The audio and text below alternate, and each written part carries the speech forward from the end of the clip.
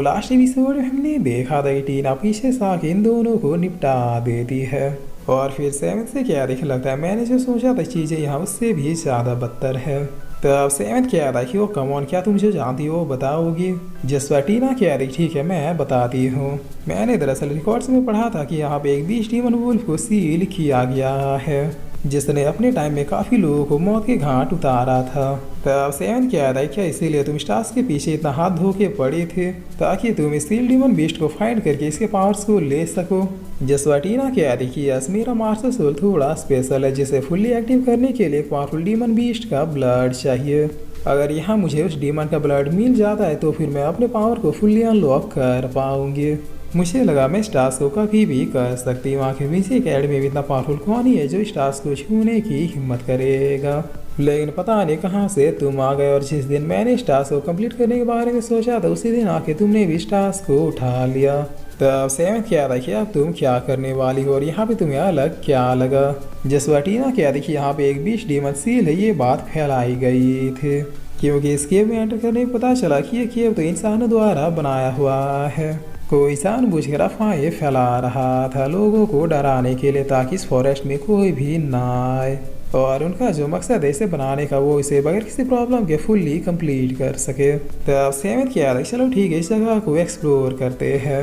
अगर यहाँ कोई डीमन बीस्ट मिला तो फिर वो तुम्हारा हुआ और अगर कोई ट्रेजर मिला तो फिर मेरा।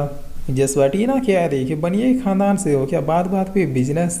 तब सेवेंथ क्या था तुम यहाँ तक आ गए इसलिए कोऑपरेट कर रहा हूँ वरना मैं तो ये काम अकेले भी कर सकता था। जसवा टीना क्या देखी और तुम्हें ऐसा नहीं लग रहा कि ये टास्क मैं तुमसे छीन भी सकती हूँ। आखिरकार मैं विंसी अकेडमी की सबसे स्ट्रॉन्गेस्ट डिसाइपल हूँ।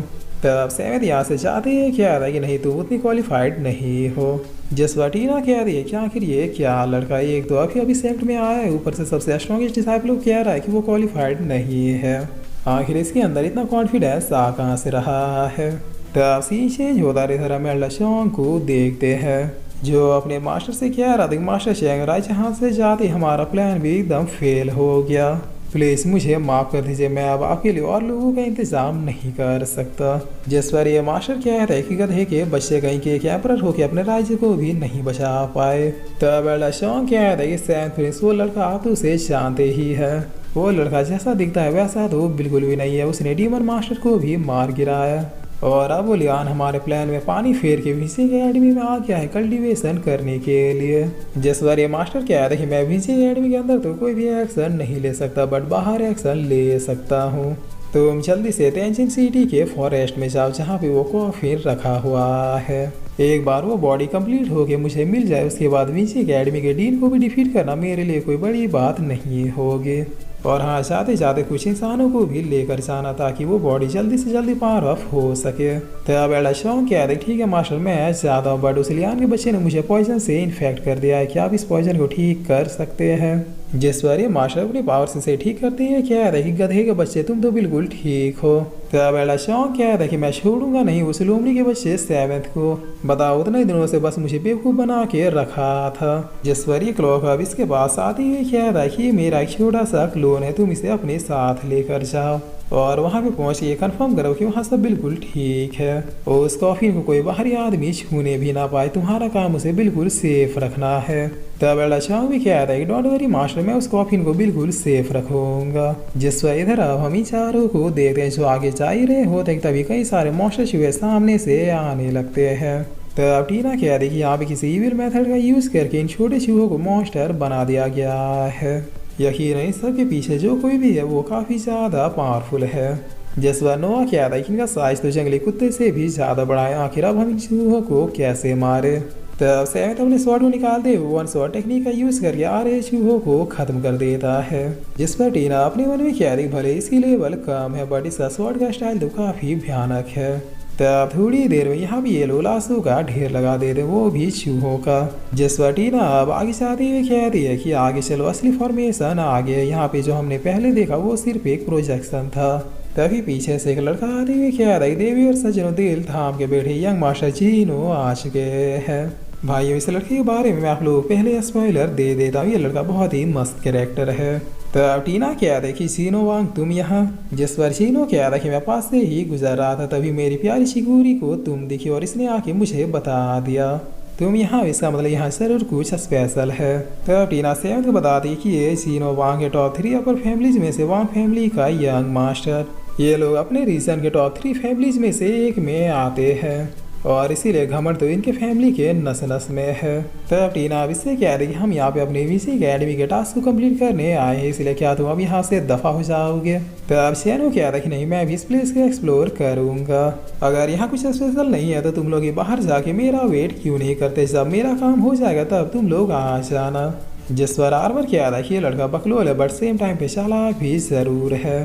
प्लीज चलिए हम अपने काम से काम रखते हैं। तो अब इतना क्या कि ये लोग इस फॉर्मेशन के काफी करीब पहुंच जाते हैं और इसे देखते हुए काफी शौक होगी कहते हैं कि क्या। जिस पर जीनो काफी खुश होते हुए कहता है कि स्पिरिचुअल कॉफिन, मुझे पता था यहाँ कुछ तो स्पेशल जरूर है। तुम दोनों जाओ उस कॉफिन को उठा लाओ। तब टीना अब इसके पास आती हुई कहती है कि पूरे वांग फैमिली में तुम भी थोड़े इनोसेंट पर्सन हो, क्या तुम्हें नहीं लगता कि उसे डायरेक्टली उठाना या फिर छूना थोड़ा खतरनाक हो सकता है। जिस पर जीनो कहता है कि तुम चाहे कितना ही मस्का क्यों ना लगा लो बट ये सब कुछ अब मेरा है। चलो चलो इस कॉफिन को हम लोग डोली की तरह उठा लेंगे। जिस पर तभी शायद पीछे से इसे एक किक मारते हुए नीचे गिरा देता है और गिराते हुए कहता है कि ले लो फिर से उठा लो। तब टीना कह रही तुमने उसे पीछे से धक्का मारा, गलत बात सेवन, बट सच कहूँ तो मुझे भी अच्छा लगा, अगली बार मैं भी मारूंगी। तब शैनो कह रहा अरे कौन है जो धक्का दे रहा है। जिस पर सेवन कह रहा कि मैंने तो बस तुम्हारी हेल्प की, जल्दी से उस कॉफिन तक पहुंचने के लिए, अब जाओ उसे उठा लो।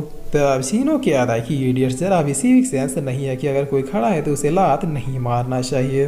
क्या तुम्हारी मम्मी ने तुम्हें नहीं सिखाया कि अगर किसी को ऐसे धक्का देते हैं तो उसे चोट भी लग सकती है। और इन दोनों गधों को तो देखो अभी वहीं खड़े हैं। अब तुम लोग वहाँ खड़े खड़े मुजरा देख रहे हो, देखा नहीं इसने मुझे धक्का दिया, अब तुम लोग भी उसे वहाँ से धक्का दो। तो अभी दोनों अब सेवन की तरफ आते हैं क्या देखिए लड़के, अब हम तुम्हें ऊपर पहुँचा देंगे। जिस पर सेवन बहुत ही फास्टली इन दोनों को भी धक्का दे दिए क्या था कि और मैं तुम दोनों को नीचे। तो अभी दोनों भी गिरते हैं क्या था कि मास्टर हम भी आ गए। जिस पर शीनो क्या था कि वेस्ट सब के सब वेस्ट है, लड़के तुम भागना मत, मैं ऊपर आके तुम्हें मारूंगा। तभी ये कॉफिन अब कुछ ज़्यादा ही चमकने लगता है। तभी चिड़िया आके से कुछ बताती है।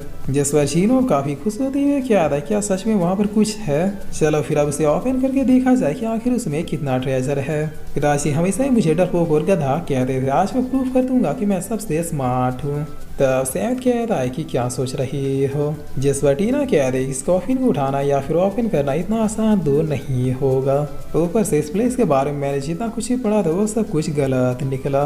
आखिर किसी ने वीसी अकेडमी में गलत इन्फॉर्मेशन लिख के क्यों रखा होगा। चलो अब नीचे चल के देखते हैं कि आखिर आगे होता क्या है। तब ये सारे लोग अब इस कॉफिन के पास आके इसे बहुत ही गौर से देखने लगते हैं। जहाँ चीनो काफ़ी फनी तरीके से इस कॉफिन को ठकठकाते हुए कहता है कि भाई साहब के अंदर कोई है।